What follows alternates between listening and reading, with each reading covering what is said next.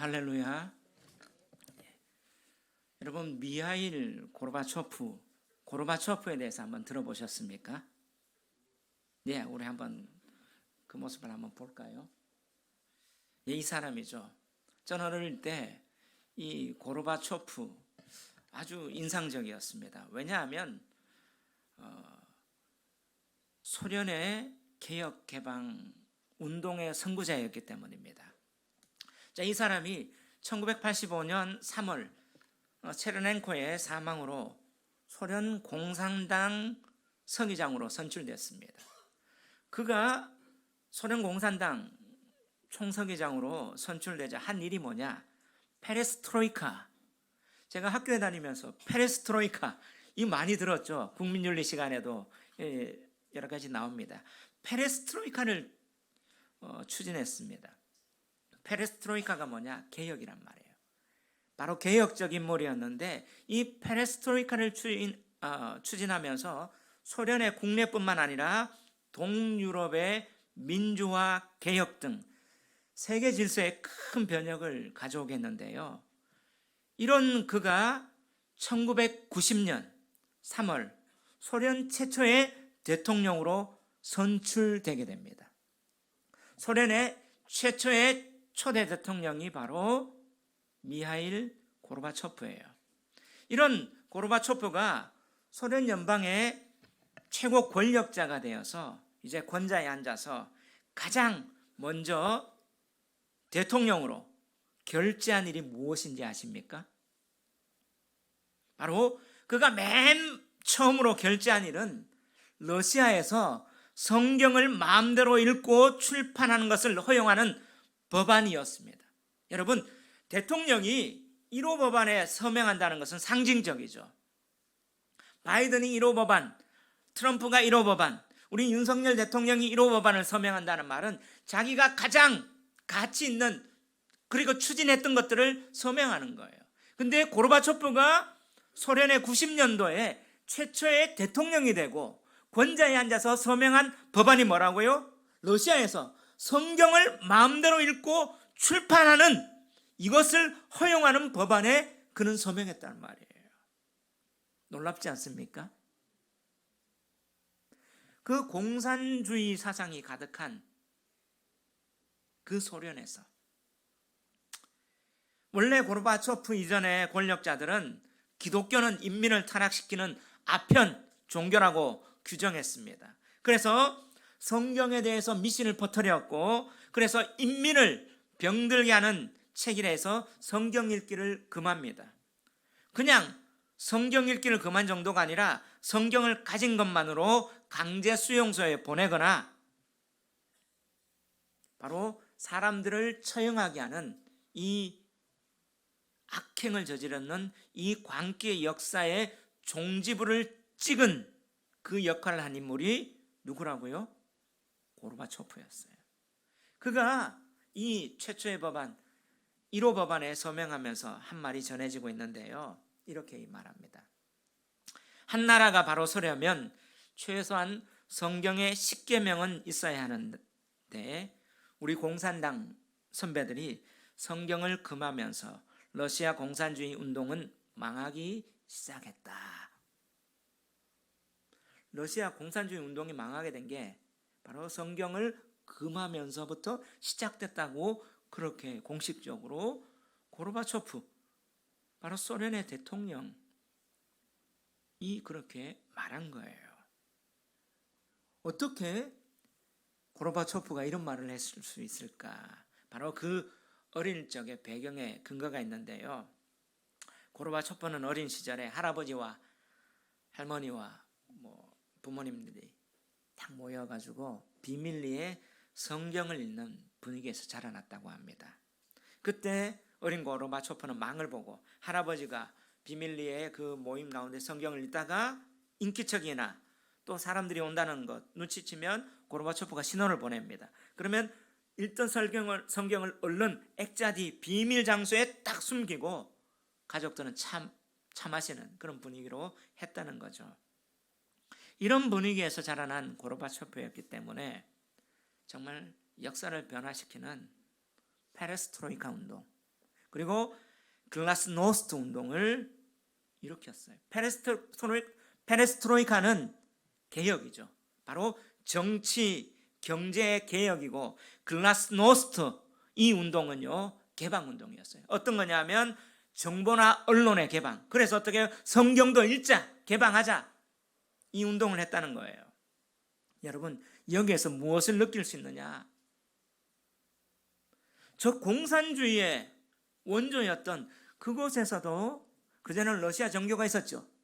그런데 이렇게 성경을 읽지 못하는 분위기 가운데도 하나님은 한 사람을 세워서 바로 성경을 읽을 수 있도록, 성경이 하나님의 말씀이다라는 것을 하나님이 역사 가운데 증명시켰는 거예요. 바로 성경은 한 사람을 변화시키며 바로 시대를 변화시키고, 성경은 하나님의 말씀이며 바로 이 세계 가운데 하나님의 역사를 완성할 하나님의, 우리 인간 가운데 보여주신 하나님의 계시의 책이라는 것을 보여줍니다.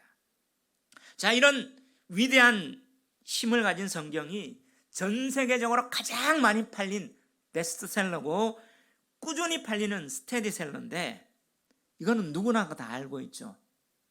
그런데 가장 많이 팔린 책인데 또한 가장 안 읽혀지는 책이기도 하기도 한답니다. 왜냐하면 성경은 아무리 무식한 사람도 읽다가 은혜 받고 구원받고 바로 예수 그리스도와 하나님을 믿어요. 근데 아무리 똑똑한 학자라도 모르는 것이 많은 그런 신비한 책이기도 하죠. 어떤 사람에게는 송이 꿀보다 더 다른 그런 책이지만, 어떤 사람에게는 성경이 수면제이기도 합니다. 어떤 사람은 이 생명의 말씀에, 이 성경에 목숨을 걸기도 하지만, 어떤 사람은 도저히 믿기지도 않는다며 성경을 그냥 내팽개치기도 합니다. 이런 맥락 속에 오늘 디모데후서는 성경에 대해서 기록된, 우리가 암송도만 해야죠. 모든 성경은 하나님의 감동으로 된 것으로 교훈과 책망과 바르게 함과 의로 교육하기에 유익하니 하며, 바로 성경에 대해서 강조한 신구약 책 중에 이 디모데후서, 이 말씀이 성경에 대해서 바울이 강조하고 있는 이 본문입니다. 자, 오늘 이 본문은 바울이 디모데후서죠. 그의 영적 아들, 바로 목회의 계승자 후계자였던 디모데에게 자기가 이제 이 세상에 살 날이 얼마 남지 않았다는 것을 전제해요. 왜냐하면 디모데후서 4장 6절에 보면 전제와 같이 내가 벌써 부어지고 나의 떠날 시각이 가까웠도다. 바울 자신도 이제 내가 살 날이 얼마 남지 않았구나, 어떤 부분들을 감지하고 있었어요. 그러면 내가 떠나고 내가 전했던 이 복음과 이 교회, 바로 이것들이 전파되고 이 복음이 전파되어야 되는데, 이 복음이 나는 없지만 이 복음이 전파되고 바로 예수 그리스도에 대한 구원에 대한 이 길을, 진짜 중요한 이 가치를 전달해야 되는데 누가 전해야 되냐? 나의 영적 아들이고 그리고 나의 목회 후계자였던 디모데야, 네가 계승해야 된다. 이런 어떤 유언적 심정으로 남겼던 말씀이 디모데후서입니다. 그 가운데 근데 뭐가 이 자신의 메시지와 이 복음을 지탱케 하고 연결시킬 수 있는가? 바로 성경이라는 거예요. 사람은 변할 수 있습니다. 근데 이 성경의 진리가 진짜 구원을 가져오게 만들고 우리가 살아야 할 가치, 또 영원히 살게 할 가치가 이 성경이다. 이 성경이 너와 나를 연결시켜주고 교회를 지탱케 하고 이 복음을 연속성 있게 이끌어갈 거다 하면서 성경을 합니다. 그래서 이 성경에 대해서 네가 배우고 확신한 일에 거하라. 14절에 말하죠. 우리 14절 한번 읽어봅시다. 시작. 그러나 너는 배우고 확신한 일에 거하라. 너는 네가 누구에게서 배운 것을 알며, 15절 나같이 또 어려서부터 성경을 알았나니 성경은 능히 너로 하여금 그리스도 예수 안에 있는 믿음으로 말미암아 구원에 이르는 지혜가 있게 하느니라. 할렐루야. 성경 외에 구원에 이르는 지혜가 없어요. 성경은요, 오늘 여기서 말하는 성경이 어떤 성경입니까? 신약 성경이에요. 신약 성경은 아직 완성되지 않았어요. 구약 성경이죠. 바울이 말하는 이 구약 성경, 유대인들이 계속 그렇게 말하고 읽고 암송하고 있던 토라, 그리고 어떻게 해요? 토라에 대한 여러 가지 해설서, 예언서, 선지자, 타나크, 토라, 느비임, 크투빔, 이런 어떤 구약 성경 전체가 바로 예수 그리스도를 바로 메시아로 보여주고, 그리고 우리에게 진짜 구원을 이루게 하는 그 성경이다. 이것에 대해서 배우고 확실한 일에 거하라. 그리고 이 성경은 누구한테 배워야 하는지 정통성에 대해서 강조하고 있는 거예요. 왜 여러분, 바울이 지금 디모데에게 누구에게 배운 것을 알라 이렇게 말했을까요? 이런 맥락 속에 오늘 본문이 주고자 하는 메시지가 무엇인가? 바로 두 가지인데요. 이 메시지가 오늘 우리에게도 적용이 돼요. 바로 첫째, 성경은 구원에 이르는 지혜가 있게 하기 때문입니다. 우리 한번 따라합시다. 성경은 구원에 이르는 지혜가 있게 합니다. 할렐루야. 성경은 구원에 이르는 하나님의 지혜가 있는 유일한 책입니다. 믿습니까? 아멘. 자, 이 말씀을 바울이 강조해요. 넌 배우고 확실한 일에 거하라. 이 성경은 예수 그리스도로 말미암아 구원에 이르는 하나님의 지혜가 있는 책이다라고 말하면서 바울이 지금 디모데에게 어떤 상황을 얘기해요? 3장 1절에 보면 이렇게 말합니다. 다 같이 한번 읽어볼까? 3장 1절. 너는 시작. 너는 이것을 알라. 말세에 고통하는 때가 이르러. 지금 바울 사도가 디모데에게 지금 뭐예요? 너 이거 알아야 돼. 지금 이 시대가 어떤 시대라고? 어떤 시대라고 말합니까? 말세라고요. 근데 이 말세는 고통하는 때가 있는데요. 지금 이 시대적 상황을 너 알아라. 여러분, 말세가 언제입니까? 지금을 포함한 바로 예수님이 오셨는 초림과 예수님이 다시 오실 그 사이를 지금 말세라고 해요. 예수님이 왔잖아요. 근데 예수님이 다시 오실 재림을 기다리고 있죠. 이때가 말세예요. 작년에 이 말세에 대해서 우리 담임 목사님이, 유석권 목사님이 말세에 대해서 잘 한번 설교 말씀을 전해 주셨어요. 이 말세인데 어떤 상황이라고요? 고통하는 때가 있대요.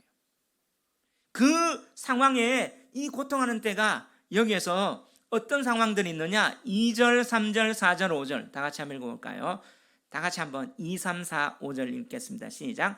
사람들이 자기를 사랑하며 돈을 사랑하며 자랑하며 교만하며 비방하며 부모를 거역하며 감사하지 아니하며 거룩하지 아니하며 무정하며 원통함을 풀지 아니하며 모함하며 사나우며 선한 것을 좋아하지 아니하며 배신하며 조급하며 자만하며 쾌락을 사랑하기를 하나님 사랑하는 것보다 더하며 경건의 모양은 있으나 경건의 능력은 부인하니 이 같은 자들에게서 내가 돌아서라. 지금 말세에 대한 상황을 얘기해요. 어떤 상황입니까? 이 고통의 상황이 윤리적으로 또 상황적으로 너무나 힘든 상황 가운데 지금 처해 있다는 거죠. 여러분, 이 말세 바울이 지금 디모데에게 이 상황이 오늘날 우리 한번 적용해 봅시다. 오늘 우리도 말세 지말에 산다고 하는데 어떻습니까? 사람들이 자기들을 사랑하고 돈 사랑하고 만모니즘, 그리고 자랑하며 교만하며 비방하며 부모 거역하며 감사하지 않고 거룩하지 않고 무정하고 원통함을 풀지 않고 조급하고 쾌락 사랑하기를 하나님 사랑보다 더하는 이 상황, 지금 이 시대 한국을 보십시오. 뉴스를 보십시오. 뉴스 가운데 어떤 내용들이 많습니까? 대부분의 이 내용들 아닙니까? 연예인들이 어떻게 했다. 아니 뭐 정치인들이 어땠다. 좋은 내용들이 없어요. 뉴스 가운데 뉴스는 두 가지가 있는데 굿뉴스와 배드뉴스가 있는데 나쁜 뉴스가 80% 이상이에요. 그러면서 어떻게 형제의 난이다. 부모와 자식이 어떻게 했다. 가정이 파괴되고 있다. 이 상황이 말세의 어떤 현상들인 거예요. 이걸 얘기합니다. 이런 현상 가운데 도덕성과가 더 타락해지고 사람들이 악독해지는데 여기에서 이런 상황이 왜 그러냐? 교회를 파괴하고 바로 복음을 받아들이지 못하도록 사람을 어떻게 해요? 그 마음과 심정을 강팍하게 만드는 그 현상이라는 거죠. 그 가운데 지금 바울은 누구에게 얘기합니까? 디모데에게. 그리고 교회에 얘기하는 거예요. 교회가 복음을 받아들이기 아주 힘든 상황으로 지금 치닫고 있다는 거예요. 그 가운데 이런 어떤 도덕적 문제, 악독의 문제, 폐역의 문제 있지만 더 중요한 문제가 뭐냐면 5절에 경건의 모양은 있으나 경건의 능력은 부인하니 그 다음 뭐라고 해요? 이 같은 자들에게서 네가 어떻게 알아? 돌아서라. 이 같은 자들, 경건의 모양은 있으나 경건의 능력은 부인한 자들이 어떤 자예요? 거짓 교사, 거짓 선지자들이라는 거예요. 교회 안에 자기는 어떻게 하나님 말씀 전한다라고 하지만 그렇지 않은 자들이 많다는 거예요. 지금 바울이 두 가지 명령을 합니다. 오늘 3장에 보면 이 같은 자들에게서 네가 돌아서라. 이 같은 자들이 있다는 거예요. 사회적으로 악독하고 폐역하고 바로 복음을 받아들이기 힘든 상황이 있다면 교회 안에 경건의 모양과 능력은 있는 것처럼 보이지만 능력이 없는 그런 거짓 선지자들, 거짓 교사들이 있는데 이들이 오히려 복음을 더 방해하고 하나님 앞에 나오기 힘들게 막는 자들이 많다는 거예요. 이런 자들에게 돌아서야 된다는 거예요. 여러분, 오늘 한국교회를 보십시오.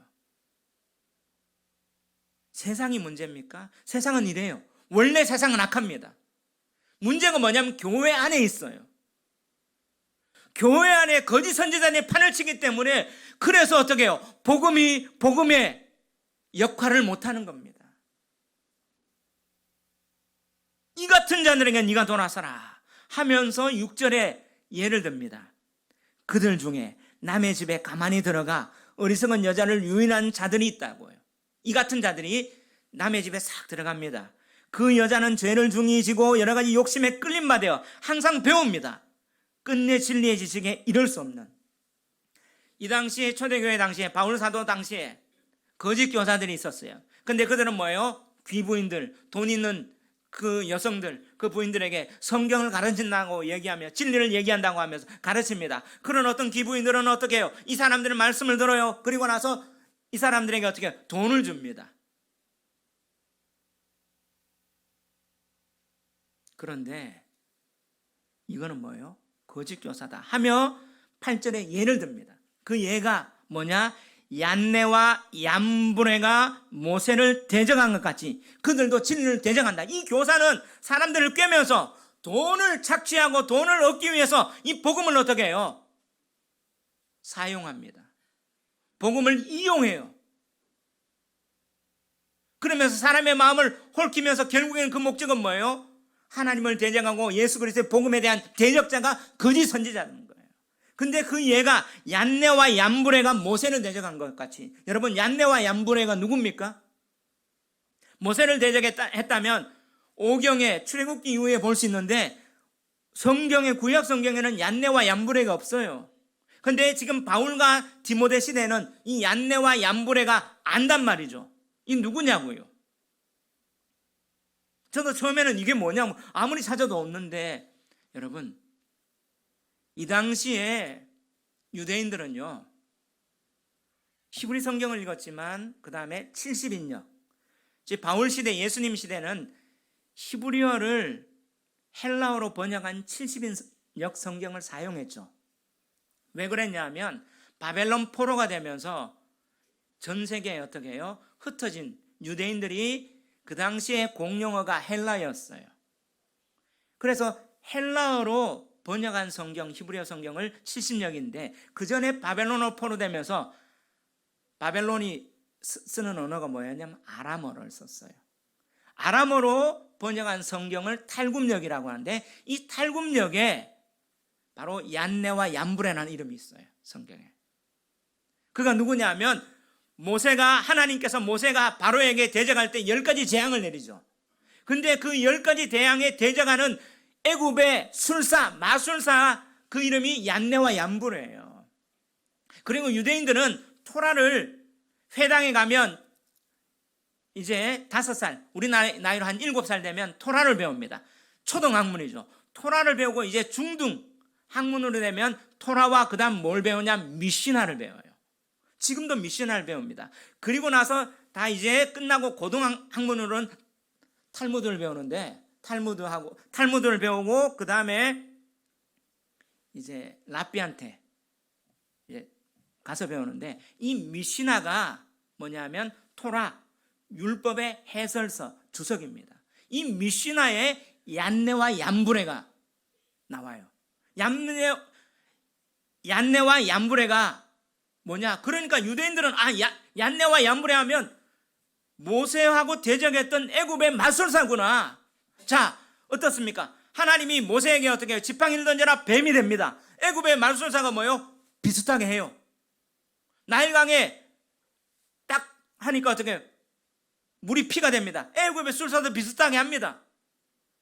그런데 뭐예요? 이제 티끌을 뿌려서 이가 될 때 흉내를 못 내요.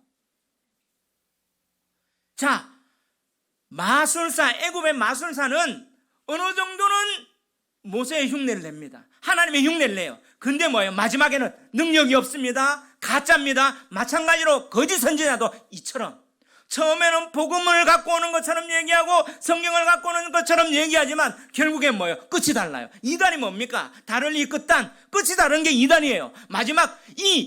마지막이 다른 거짓 선지자들이 지금 얀네와 얀브레가 모세를 대적한 것처럼 우리 복음을 대적하면서 돈 있는 귀인들에게 찾아가가지고 진리를 가르친다, 구원을 얘기한다라고 하지만 그들은 어떻게 해요? 끝이 다른 거짓 선지자들의 거짓 교훈이기 때문에 그들은 배우나 진리를 알지 못하는데 이런 사람들이 지금 경건의 모양이 있으나 능력이 없는 이런 사람들이 교회 안에 있다는 거예요. 이 같은 자들에게 돌아서라! 안 그러면 교회가 패망하고 이 복음이 전파되지 못한다는 이런 어떤 부분을 갖고 있는데 오늘날 한국교회 어떻습니까? 며칠 전에 바로 한 주도 전에 유튜브에 아주 떠오른 한 이슈가 있습니다. 그분이 누구예요? 데이비드 차에 대해서. 여러분 데이비드 차 들어봤습니까? 마지막 신호를 하고 종말론을 얘기하고 그 얘기하는 사람이에요. 그 유튜브에 한번 딱 데이비드 차를 쓰면 이렇게 나와요. 데이비드 차! 이가 뭐예요? 지금 불륜을 하고 돈을 횡령하고 호화 호텔에 가서 음란한 걸 하고 주식을 투자하고 뉴욕입니까 어딘지 제가 100% 안 들어가가지고 몇십억 50몇 억인가 낳고 돈을 갖다가 헌금을 다 받아가지고 호의호식하고 이렇게 데이비드 차가 타락했다는 거죠. 여러분 데이비드 차가 누굽니까? 차영규라는 그런 사람의 선교사라는 이름으로 사실 유튜브에서 종말론을 많이 강의했어요. 2014년입니까? 2015년 제가 어떤 분으로 제가 아는 성도로부터 책을 받았어요. 이 책 읽어라. 마지막 신호. 또 어떤 목사님으로부터 이 책을 읽어라. 제가 2권을 받았어요. 그러니까 이거니까 하디스다 얘기하면서 그 마지막 신호라는 책을 제가 읽었어요. 그 마지막 신호가 뭐냐? 종말론의 세계의 어떤 딥스테이트, 세계의 어떤 단일 정부가 있는데 이 세계 배후에 있다. 이는 프리메이슨의 프리메이슨으로 통해서 나왔고, 그래서 어떤 역사 쭉 얘기하면 막 증명을 해나가면서 뭐 기사들 얘기하고 막 이런 얘기를 하더라고요. 그러면서 재상성전이 되고 종말의 어떤 때는 어떻게 일어난다, 종말 가운데 우리가 어떻게 하자, 막 이런 얘기를 해요. 그 책을 막 제가 열심히 읽었습니다. 읽고 나서 딱 드는 생각이, 이거 세대주의인데, 세대주의의 종말론 아닌가? 저는 왜냐하면요, 고등학교 3학년 때 이장님 씨가 그때 다미성교회 92년도 하기 전에, 저는 88년도 이때 이장님 씨가 전국을 막 다녔어요. 그러면서 바코드 해가지고 666의 짐승의 표다라고 얘기할 때, 그때 우리 아버지 우리 엄마가 막 데리고 다녀가지고 대구 서영교회라는 아주 큰 교회에서 이장님 와가 집회하는 데 가가지고 또 뭐 책도 666 바코드 막 이런 걸 했어요. 그때 제가 이거 와가지고 막, 나 구원의 확신이 있는데 666 종말 온다고 하니까 막 죽는다고 하니까 좀 두렵기는 두렵더라고요. 그때부터 종말에 대해서, 종말론에 대해서, 이게 뭔지, 구원의 확신이 있는데 정말 내가 받는 이 구원의 말씀에 대해서, 그러면 신학교 가서 연구해야지, 정리해야지. 근데 이 데이비드 차가 이장님하고 비슷해요. 근데 지금 한국교회는 이것 때문에 어떻게 해요? 마지막 때가 온다, 그때 2015년도 전쟁, 홍해선 전쟁 난다 막 해가지고 사람들 집 팔고 땅 팔고 해가지고 다른 데 갔는 그때 아닙니까? 거짓 선지자들이 난무할 그때 제가 이 종말론에 대해서 제가 담임을 하고 있었는데 우리 성도들한테 계시록 종말론을 제대로 가르쳐야 되겠다. 그래서 종말론 연구했지만 바로 더 깊이 연구하기 위해서 종말론에 대해 연구하다가 그때 유석권 목사님을 제가 만나게 됐어요. 바로 밝혀진 적그리스도의 정체라는 책이 있죠.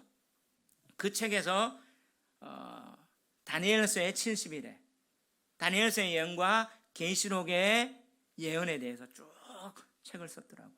그리고 그때 제가 아리랑 코리아라는 다음 카페에 그 글들을 하나씩 제가 좀 꼼꼼해요. 그런 부분은 되게 꼼꼼하면서 또 아주 하나 파고들할 땐 깊이 있게 파고드는데, 유 목사님의 거짓 선지자에 쭉 설명하고 이 내용들을 보니까 너무나 성경적이에요. 그때 밝혀진 적그리스도의 정체를 다 읽으면서 제가 계시록에 대해서 지금 근위자다, 종말론의 근위자라는 그런 사람들의 강의도 들었는데도 제가 풀리지 않는 부분이 유 목사님의 책을 읽으면서 쫙 정리가 되고, 유 목사님 스타일하고 제가 좀 다르잖아요. 또는 저 나름대로 딱 계시록을 정리를 했죠.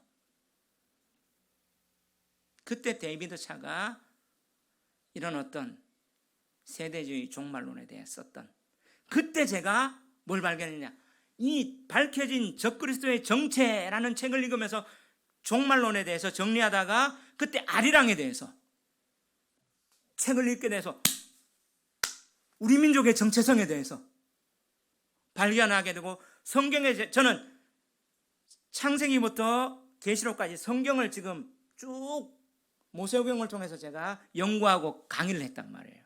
그런데 창세기 10장, 9장에 이 욕단에 대해서, 이 족보에 대해서 안 풀렸는데 아리랑을 통해 풀린 거예요. 할렐루야. 제가 그래서 감히 그 책 들고, 목사님 상동 그때 중동 맞습니까? 상동 찾아갔어요. 찾아가면서 그때부터 평생 저의 길잡이로서, 또 총신의 선배잖아요, 바른 신학과 바른 성경관에 간 그 목사님으로 제가 같이 섬기고 동역해야 되겠다. 그런 가운데 지난주 수요일입니까 목요일입니까 목사님하고 데이비드 차에 대해서 물었어요. 지금 이런 현상이 있다니까. 데이비드 차가 유 목사님이 이렇게 해요. 이장님의 데자뷰다. 다미성교 종말론, 잘못된 세대주의 종말론의 시한부 종말론의 데자뷰다. 그러면서 21세기에 이장님 같은, 근데 그가 2년 전에 목사 안수 받았대요. 그리고 침례교단 지금 이런 이슈가 나오니까 탈퇴했대요. 그러면 그는 뭐예요? 자기는 얼굴을 다 감추면서 이런 걸 얘기한다고나 하는데 다 거짓말이에요. 밝혀졌잖아요. 그러면서 뭐합니까? 자기 어떤 정당성을 하기 위해서 예수전도 난행하고 어떤 교회에 딱 등록하면서 포장하고 결국엔 뒤로는 뭐예요? 지금 오늘 여기 있는 그들 중에 남의 집에 가만히 들어가 어리석은 여자를 유인한 자들이 있으니 그 여자는 죄를 중히 지고 여러 가지 욕심에 끌림받아 항상 배우나 끝내 진리의 지식에 이를 수 없다. 지금 사람들에게 이런 어떤 미혹된 잘못된 거짓 교사 가르침을 하면서 뭐예요? 돈을 챙기면서 하는 이 모습이 한국교회에 있습니다. 지금 이러면서 뭐예요? 뭐가 쇠퇴됩니까? 구원에 이르는 복음. 이 복음이 어떤 힘을, 왜냐하면 이것들을 통해서 복음이 발휘되는 것을 막아버려요. 힘을 내지 못하도록 막아버리는 거예요. 세상이 아니라 교회 안에서. 바울이 지금 말세에 징조라고 얘기하지 않습니까? 그러면서 이 같은 자들에게서 네가 뭐해라? 돌아서라. 돌아서라. 그럼 돌아서려면 어떻게 하면 돌아설 수 있을까요? 그러면서 어떻게 해요? 자, 13절 14절 읽어봅시다. 시작. 악한 사람들과 다 같이 읽습니다. 시작. 악한 사람들과 속이는 자들은 더욱 악하여져서 속이기도 하고 속기도 하나니 그러나 너는 배우고 확신한 일에 거하라. 너는 내가 누구에게서 배운 것을 알며. 지금 오늘 본문에 보면 바울이 명령을 하는데 두 가지 명령입니다. 오늘 본문의 3장에 보면 뭡니까? 이 같은 자들에게서 네가 돌아서라 라고 지금 거짓 선지자들이 얘기를 했죠. 거짓 교사들의 예를 냅니다. 얀네와 얀브레처럼 어느 정도는 비슷하게 마술을 하는 것처럼 한데 가짜인 거, 어느 정도는 어떻게 해요? 성경을 갖고 어느 정도는 종말 갖고 예수 얘기하는 것처럼 가짜. 그 예를 얘기하면서 이 같은 자들에게는 네가 돌아서라 명령하며 또 명령합니다. 어떻게 돌아서느냐? 그러나 너는 배우고 확실한 일에 거하라. 명령이 두 번이에요. 돌아서라. 거짓 선지자들에게 돌아서라. 돌아서기 위해서는 너는 배우고 확실한 일에 거하라. 할렐루야. 어떻게 돌아설 수 있는가? 배우고 확실한 일에 거하는 겁니다. 자, 지난달 4월달 아리랑과 민족사와 성경과의 만남에 대해서 특강을 했어요. 우리는 대한민국은 저는 유석근 목사님의 보유국이라고 봐요. 왜냐? 정말 우리 민족의 정체성에 대해서 성경적으로 진짜 제대로 해설하고 밝히고 상실된 진리를 밝힌. 그런데 이 진리가 4월 달에 선포돼도 우리 교인들은 감동이 없어. 제가 뒤에서 들어보니까 저는 발견했을 때 목사님 쫓아갔잖아요. 근데 이 진리가 4주 동안 선포되는데도 제가 감동이 없는 모습 보면서 이야, 왜 그런가 할 때 바울이 이 같은 자들에게 돌아서라 하는데 바울이 뭐예요? 10절에 나의 교훈과 행실과 의향과 믿음과 오래 참음과 사랑과 인내와 박해를 받은가 고난과 또한 안디옥과 이고니온과 루스드에 당한 일과 어떠한 박해를 받은 것을 네가 과연 보고 알았거니와. 진짜 진리를 전하는 바울은 뭐예요? 성장합니까? 아니요. 한국교회 문제가 뭐냐면 지금 번영주의입니다. 정말 어떻게 해요? 번영하고 성공하고 이러면 사람들이 몰려와요. 데이비드 차 상관없습니다. 거짓 교사는 상관없습니다. 그런 사람한테 가고 몰려가고 헌금하고 봉사한다고 하고. 근데 진짜 말씀을 전하는 바울에게는 뭐예요? 박해받아요. 진짜 말씀을 하나씩 성경 말씀을 정말 하나님의 진리를 이렇게 해설하고 가르치는, 제가 유 목사님 분이엘 교회에 와보니까 감동도 없고, 여기는 어떻게 사람들이 교회가 작네 뭐네 하면서 잘 안 모입니다. 그러면 진짜 여기에 대해서 어떻게 해요? 태클 겁니다. 바울도 태클 받았잖아요. 그런데 주께서 이 모든 것 가운데 나를 건지셨느니라. 할렐루야. 하나님이 보존하고 계십니다. 이 진리는. 아멘. 그래서 이렇게 얘기해요. 12절 다 같이 한번 읽어봅시다. 시작. 무릇 그리스도 예수 안에서 시작 무릇 그리스도 예수 안에서 경건하게 살고자 하는 자는 박해를 받으리라. 할렐루야. 번영신학이 한국의 문제입니다. 진짜 복음을 전하고 진짜 성경에 대한 마지막 종말론 예수님이 다시 오실 그 재림을 기다릴 이때는 뭐예요? 박해받아요. 그래서 악한 사람들은 속이기도 하고 더욱 악하여져서 속기도 한다. 그러나 너는 배우고 뭐하라? 확실한 일에 거하라. 할렐루야. 이 일에 거해야 되는 겁니다. 아멘. 그러기 위해서 정말 이 강단에서 떨어진 말씀이 정말 하나도 떨어지면 안 되겠다는 그런 마음으로 듣고 배우셔야 되는 거예요. 왜냐? 너는 네가 누구에서 배운 것을 알며 정통성을 얘기하잖아. 너 어디서 배웠냐? 거짓 선지자 아니다. 너 나한테 배웠다. 예수님의 제자들한테 배웠다. 또 어려서부터 성경 알았다. 결국에는 이 모든 진리의 기준이 뭡니까? 성경이라는 거예요. 성경에 대한 바른 해석이라는 사실을 믿으시기 바랍니다. 그런 맥락 속에 우리 청년들 양육반 합니다. 이 양육반 하면서 뭐부터 합니까? 기초부터 해요. 메시아 그리스도가 누구냐? 성경을 보는 눈부터 내가 믿는 이 기독교 신앙이 어떤 건가? 이거부터 토대부터 이제 다지는 겁니다. 이 일에 여러분 하셔야 돼요. 바로 너는 배우고 확신한 일에 거하기 때문이에요. 아멘. 그리고 이 같은 자들에게 네가 돌아설 수 있는 능력이 있기 때문입니다. 아멘. 그래서 현혹되지 않아야 돼요. 이런 맥락 속에 오늘 본문이 주는 메시지 두 번째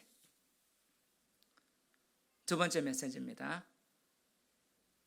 성경은 하나님의 감동으로 되었다는 거예요. 한번 따라합시다. 성경은 하나님의 감동으로 되었습니다. 아멘. 그러므로 이 기준이 뭐예요? 성경입니다. 성경이 우리를 살리는 거예요. 성경 말씀에 대해서 배우기를 힘써야 되는 겁니다. 아멘. 왜냐하면 하나님의 감동으로 되었기 때문이에요. 자, 오늘 여기에서 보면 자 15절 한번 읽어봅시다. 시작. 또 어려서부터 15절 시작. 또 어려서부터 성경을 알았나니 성경은 능히 너로 하여금 그리스도 예수 안에는 믿음으로 말미암아 구원에 이르는 지혜가 있게 하느니라. 할렐루야. 자, 바울 사도가 지금 뭘 대안으로 제시해요? 너 어려서부터 누구한테 배웠는지 알아야 된다. 너 어떻게 배웠는지 확신해야 된다. 그 근거가 뭐냐? 성경이라는 거예요. 아멘. 이 성경, 바울이 얘기할 때 이 성경 구약 성경입니다. 구약 성경을 바로 해석할 수 있는 이 성경에 대한 성경 해석관, 그리고 이 성경은 능히 너로 하여금 그리스도 예수 안에 있는 믿음으로 말미암아 뭐에 있는 지혜가 있다? 구원에 이르는 지혜가 있다는 사실을 믿으시기 바랍니다. 아멘. 그러므로 16절 한번 읽어봅시다. 16절 시작. 모든 성경은 하나님의 감동으로 된 것으로 교훈과 책망과 바르게 함과 의로 교육하기에 유익하니 이는 하나님의 사람으로 온전하게 하며 모든 선한 일을 행할 능력을 갖추게 하려 함이라. 할렐루야. 그러므로 자 17절에 답이 있어요. 이는 왜냐하면 답을 얘기해 주는 거예요. 하나님의 사람으로 온전하게 하며 모든 선한 일을 행할 능력을 갖추기 위해서는 뭐가 필요합니까? 성경입니다. 어떤 성경이요? 구약의 모든 성경이에요. 창세기부터 빠지지 않는 그 성경, 이제 신약 성경 전체 성경요. 결국에는 우리가 이런 말세 세대에 우리가 살아갈 때 하나님의 사람으로 온전하게 하며 모든 선한 일을 행할 능력을 갖추기를 원하십니까? 그럼 성경입니다. 성경을 배우셔야 하는데, 근데 이 성경이 어떤 성경이냐? 바로 모든 성경. 구약의 모든 성경, 신약의 모든 성경. 원래 이 모든 성경은 바울이 구약 성경을 얘기했지만 이제는 성경이 완성됐기 때문에 신약 성경까지 이 모든 성경. 모든 성경. 왜냐? 왜 그렇습니까? 성경이 왜 우리를 온전하게 할 수 있습니까? 하나님의 사람으로 일을 행할 능력을 갖출 수 있습니까? 하나님의 감동으로 된 것이기 때문에요. 할렐루야. 하나님의 감동, 바로 성경에 보면 1번 해서 밑에 난하주가 있어요. 하나님의 영감, 바로 성경의 영감설입니다. 성경은요, 하나님의 감동으로 됐다 이 말은요, 하나님의 영감으로 됐다. 영어로 God blessed. 하나님이 이 성경에 숨결을 넣었다 이 말이에요. 성경에 기록자들이 있는데 그 기록자에게 하나님이 숨결을 불어 넣었다는 말이에요. 그래서 그들은 하나님의 계시를 받아 기록한 하나님의 말씀이기 때문입니다. 할렐루야. 예, 그래서 다른 이 세상의 책과 다를 수 있는 유일한 근거가 하나님의 감동으로 됐기 때문이에요. 이 영어로는 God blessed, 하나님의 숨결을 넣었다. 근데 헬라어로 원어에 보면 테오푸뉴토스, 테오라는 말은 어떻게 해요? 하나님, 푸뉴토스라는 말은 영이죠. 하나님의 영이 이 성경을 기록하게 만들었다는 거예요. 할렐루야. 바로 이 기록자들에게 하나님의 영이 강하게 임하여 주셔서 하나님의 계시의 빛을 보여줘서 그렇게 기록한 이 성경이기 때문에 성경의 영감서를 믿고 우리는 이 성경을 통해서 하나님의 사람으로 온전하게 될 수 있다는 사실을 믿으시기 바랍니다. 근데 어떻게 해서 이 모든 성경이 이렇게 됐느냐? 구약 성경을 한번 볼게요. 창세기 1장 1절에 보면 태초에 하나님이 뭘 만드셨다고요? 천지를 창조하셨죠. 2절 읽어봅시다. 시작. 땅이 혼돈하고 공허하며 흑암이 깊음 위에 있고 하나님의 영은 수면 위에 운행하시리다. 하나님의 뭐가요? 영, 바로 성령이에요. 성경을 기록한 이 성령 하나님의 영이 창세 때 어떻게 해요? 역사하셨어요. 이 영이란 말이 히브리 말로는 루아크예요. 성령이 천지 창조하셨습니다. 삼위일체 하나님이 천지 창조하셨습니다. 할렐루야. 그가 히브리 말로 테오푸뉴토스가 딱 번역하면 히브리 말로 원어가 뭐라고요? 루아크. 따라합시다. 루아크. 하나님의 성령이 영이 루아크가 이렇게 창조하셨는데 이 루아크가 어떻게 번역되느냐? 창세기 2장 7절 한번 볼까요? 시작. 여호와 하나님이 땅의 흙으로 사람을 지으시고 생기를 그 코에 불어넣으시니 사람이 생명이 된지라. 사람을 창조하실 때 생기를 불어넣었어요. 생기가 뭐라고요? 히브리 말로 루아크. 이 에스겔 37장 마른 뼈가 있죠. 에스겔의 환상을 봅니다. 마른 뼈가 있죠. 37장 4절 5절 한번 읽어볼까요? 좀 뒤에 있어요. 에스겔 37장 시작. 또 내게 이르시되 너는 이 모든 뼈에게 대언하여 이르기를 너희 마른 뼈들아 여호와의 말씀을 들을지어다. 주 여호와께서 이 뼈들에게 이같이 말씀하시기를 내가 생기를 너희에게 들어가게 하리니 너희가 살아나리라. 할렐루야. 이때 생기가 뭐예요? 루아크. 하나님의 성령 영 할 때 루아크, 생기 루아크. 우리 흙으로 사람을 만들고 뭘 넣었어요? 생기 루아크, 성령이 들어갔어요. 근데 이 성령이 떠나가는 사건이 일어나죠. 언제 떠나갑니까? 창세기 6장에 보면 하나님의 아들들이 사람의 딸들하고 결혼하고 노아 홍수 때 타락해져서 그때 6장 3절 읽어봅시다. 시작. 여호와께서 이르시되 나의 영이 영원히 사람과 함께하지 아니하리니 이는 그들이 육신이 됨이라. 그러나 그래 나는 120년이 되리라 하시니라. 나의 영 루아크예요. 루아크. 바로 하나님의 영이 사람 앞에 떠나갑니다. 이때부터 이제 하나님의 성령이 사람 앞에 공식적으로 임하지 않아요. 때때로 한 사람에게 성령이 임해서 예언하고 때때로 성령이 임해서 어떤 사역은 있을지언정 공식적인 사람으로 인류에게 딱 임했던 그 성령이 어떻게 해요? 떠나가요. 죄로만. 그때부터 노아의 홍수가 일어나요. 이제 하나님 심판이 일어나죠.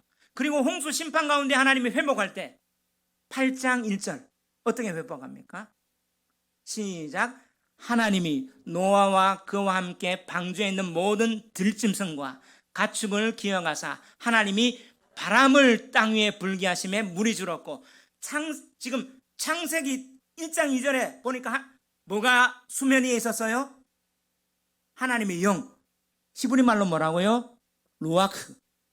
그때 창조가 됐죠. 지금 지금 심판이 일어났어요. 지금 뭐가 있어요? 지금 수면이죠.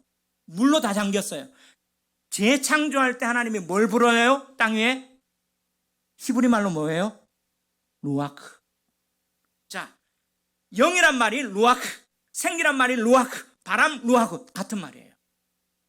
우리는 이렇게 바람으로 번역했지만 루아크를 불어넣으니, 영이 불어넣으니까 하나님이 어떻게 해요? 우리를 소생케 하고 창조하고 우리 인간을 소생케 하는 게 하나님의 영이라는 사실을 믿으시기 바랍니다. 근데 이 성령이 인간에게 인류에게 떠나갔어요. 근데 예수님이 이 땅 가운데 오셔서 죄 가운데 십자가에 그 죄값을 치르시고 부활하신 예수님이, 메시아로 예수님이 제자들이 자기 있는 곳에 문을 잠그고 두려워할 때 예수님이 딱 찾아가죠. 찾아가서 뭐 합니까? 요한복음 20장 22절. 그때 예수님 뭐라고 하는지 잘 보세요. 시작. 예수께서 또 이르시되 너희에게 평강이 있을지어다. 아버지께서 나를 보내신 것 같이 나도 너희를 보내노라. 이 말씀하시고 그들을 향하여 숨을 내쉬고 이르시되 성령 받으라. 할렐루야. God blessed. 테오프뉴토스. 루아크. 예수님이 승천하기 직전에 예수님 뭐예요? 숨을 내셨다. 지금 뭐예요? 성령 받아라. 성령은 뭐예요? 숨, 하나님의 숨결, 바람, 생기, 영 같은 의미에서 예수님은 성경을 지금 완성해 나가십니다. 그 예수님은 승천하셨어요.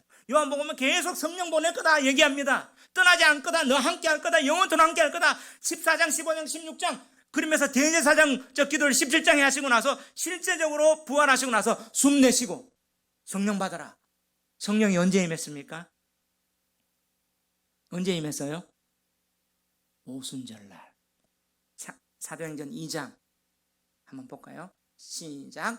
오순절날이 이미 이름에 그들이 다 같이 한 곳에 모였더니 호련히 하늘로부터 급하고 강한 바람 같은 소리가 있어 그들이 앉은 온 집에 가득하며 마치 불의 혀처럼 갈라지는 것들이 그들에게 보여 각 사람 위에 하나씩 임하여 있더니. 할렐루야. 오순절날 뭐가 임합니까? 성령 감림절이죠. 맞습니까? 근데 성령이 어떻게 임해요? 뭐같이 임했어요? 바람, 히브리 말로 뭐예요? 루아크, 영, 생기. 근데 여기에 보면 오순절날 바람, 소리, 불은요, 엘리야가 갈멜산 대전 이후에 막 힘들어 있을 때 하나님이 뭐예요? 세미한 음성으로, 바람으로, 불처럼. 구약에 하나님이 나타나는 현현은 세 가지 이미지입니다. 바람, 불, 소리. 하나님이 지금 여기에 나타났다는 거예요. 아멘. 근데 가장 강하게 뭐예요? 바람. 성령이 바람.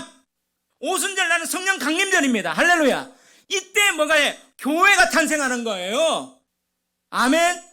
성령 받았습니다. 그리고 베드로가 뭐합니까? 성령 받아서 베드로가 뭐합니까? 말씀을 전합니다. 하나님의 영감인 이제 구약 성경이 깨달아져서 이 구약에 예언한 이 메시아가 예수다. 할렐루야. 여러분, 그래서 성령을 통해서 구약 성경이 신약 성경까지 다 꿰뚫어지는 것이 하나님의 영감으로, 하나님의 영으로 감동되어서 성경이 그렇게 기록되었기 때문에 성령 받은 사람은 뭐의 사람이 되어야 됩니까? 성경의 사람이 되는 겁니다. 할렐루야. 베드로가 성령 받으니까 비로소 어떻게 해요? 하나님 말씀이 제대로 선포되는 거예요. 그 이 말씀대로 성령 받으니까 스데반이 사도행전 6장에서 이 말씀, 베드로하고 동일한 말씀을 그대로 구약부터 쭉 선포하는 겁니다. 여러분, 하나님의 사람으로 온전하고 선한 일을 행할 능력은 뭐로부터 말미암습니까?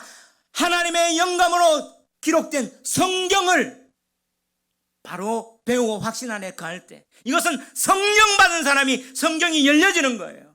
제가 처음에 어떻게 얘기했습니까? 성경은요, 무식한 사람도 깨달아지고 유식한 학자도 몰라지는 미묘한, 근데 성령은 이 성경이 하나님께서 창조부터 우리 가운데 어떻게 해요? 창조하셨던 하나님의 영이 우리 가운데 깨닫게 하고 구원에 이르게 하는 그 예수가 바로 그리스도라는 사실을 믿게 만드는 그 하나님의 성령이 우리 가운데 있게 한다는 사실을 믿으시기 바랍니다. 오늘 성령 강림 주일입니다. 성령이 임해서 교회가 세워졌어요. 교회는 바로 구약 성경의 예수는 그리스도다, 바로 이 말씀이 진짜 하나님의 역사 가운데 이루어졌다는 사실을 선포하는 베드로의 그 설교를 통해서 3,000명, 5,000명 회개합니다. 그러면 성령 강림절에 어떤 사람이 될까요? 성령에 충만한 사람은 성경의 사람이 되는 거예요. 아멘. 하나님 말씀이 정말 상신된 진리가 구약부터 신약 계시록까지 관통되면서 깨달아지는 그 영이 통하는 거예요. 제가 이 구약을 통해서 신약까지 해석을 하는데 하나 실마리가 안 풀렸는데 유석권 목사님하고 통했어요. 아리랑을 통해서. 성령이 같은 영이 역사하기 때문이에요. 아멘. 하나님의 감동으로 된 기록된 말씀이기 때문이에요. 아멘. 따라.